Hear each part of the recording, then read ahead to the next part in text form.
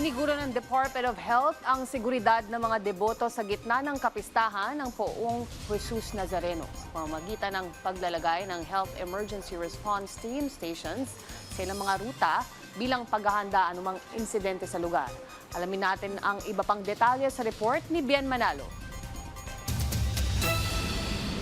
Bilang paghahanda sa Traslasyon 2026, naglagay na ang Department of Health ng 20 Health Emergency Response Team stations sa mga rutang daraanan ng traslasyon. Sila ang aalalay sa ating mga kababayang mangangailangan ng atensyong medikal. Sa tala ng kagawaran, umabot sa 300 health incidents ang kanilang nirespondihan noong nakaraang taon. Magdi-deploy kami ng 200 emergency personnel in different stations. Kasi pag gumagalaw yung prosesyon, hindi ka makapasok. So ang pasyente ang dinadala doon sa stations. More or less 20 stations in the different route ng prosesyon. And then may ambulances na rin yun to bring them to the hospital.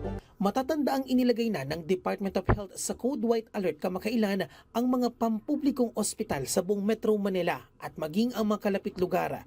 Layo nito na masiguro ang kahandaan ng mga ospital sa pagresponde sa anumang oras at magdagdag ng medical personnel at emergency equipment and supplies.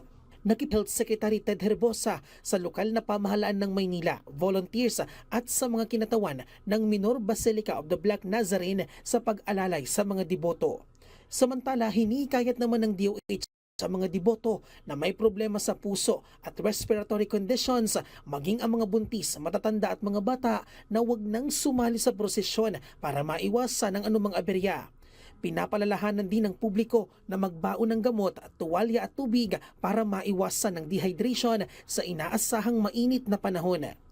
Nagpaalala rin sila sa mataas na panganib ng stampede sa mga masisikip at matataong lugar dahil na rin sa inaasang siksikan at dagsa ng mga deboto.